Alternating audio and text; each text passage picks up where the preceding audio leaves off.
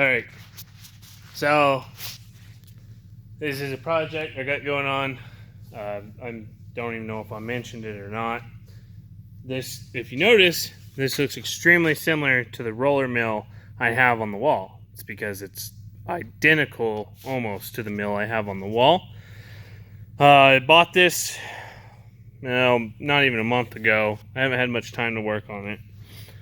But this is to roll the wheat because I will be moving the mill off the wall outside to a bin system I'm getting ready to start putting in so I can automate rolling corn. But this is just going to be a side project I got. That, and I wanted to get this thing bought before something happened to it because it's identical to the mill I have, so I get spare parts. Trailer mounted 540 PTO. We don't have the belts on here currently because we're trying to move this one out. I don't know if you can see it, but this thing has moved in some, and this either pulley, I mean, it sits halfway in here, and we got to get this thing moved out. That's the one thing. I don't know, it'll probably run just fine the way it was, but I'd like to do it right. This one, it looks just worn out, but really there's still quite a bit of groove to it. Probably it'll look a little better when we run through. That one is good. There's good grooves on that one. This is how you adjust your mill. There was just a giant tank back here.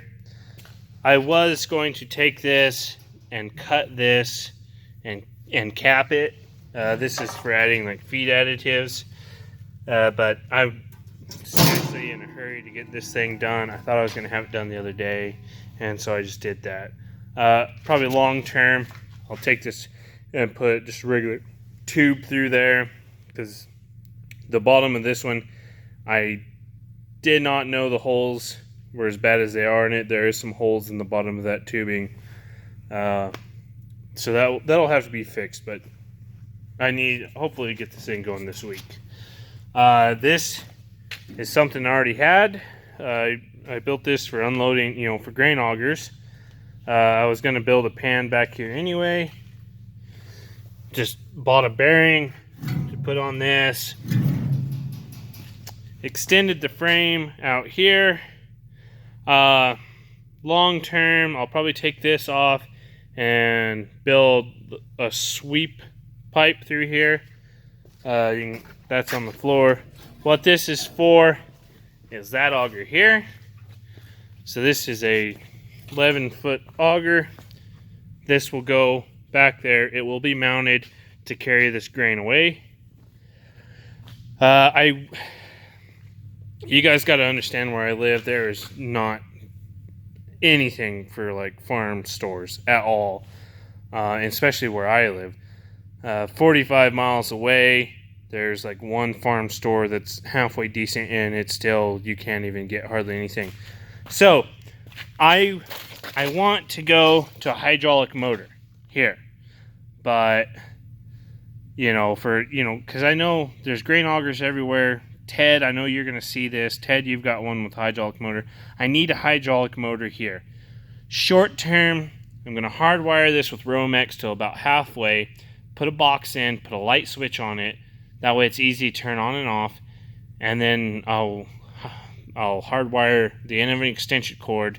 And I'm just going to park my welder over here by this where I'm using this, because I'll have two augers with electric motors. I bought two of these.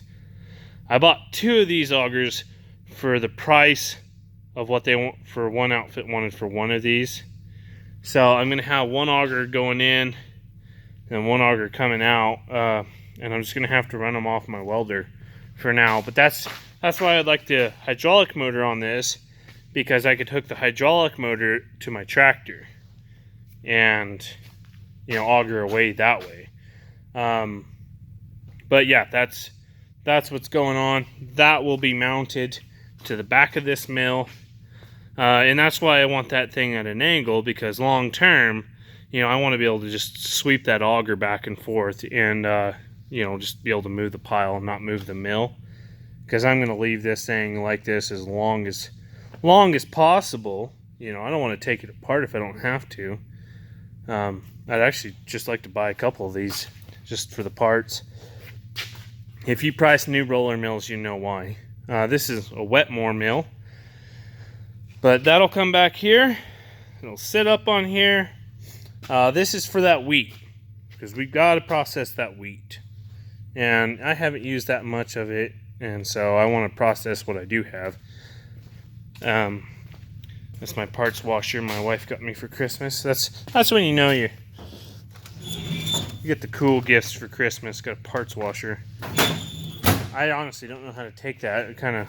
I'm excited for it, but I'm not excited to have to use it to wash parts, because that means something's broken. But you know, take it how you can. But that's the project I got going on currently in the shop.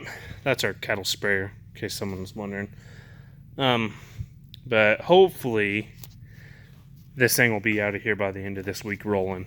Today's Sunday, so hopefully by Sunday we're rolling. I got a lot of cattle sorting to do, but really the only holdup I currently have is time. But I would like to move this. If I cannot get this thing to move, and see, I have a bearing puller, but I can't get it behind this. And I mean, I've had this thing hot.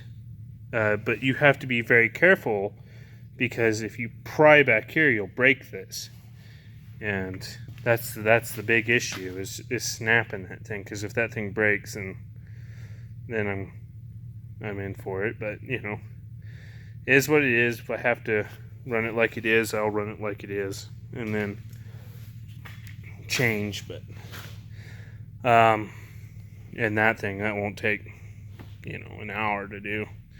But yeah, that's our holdup currently. So just kind of give you an idea. Got another roller mill. You look at roller mills, used good mills are 20 grand. So I just don't have 20 grand. I don't want to spend that kind of money. So try to use what I can. But that's what's going on there.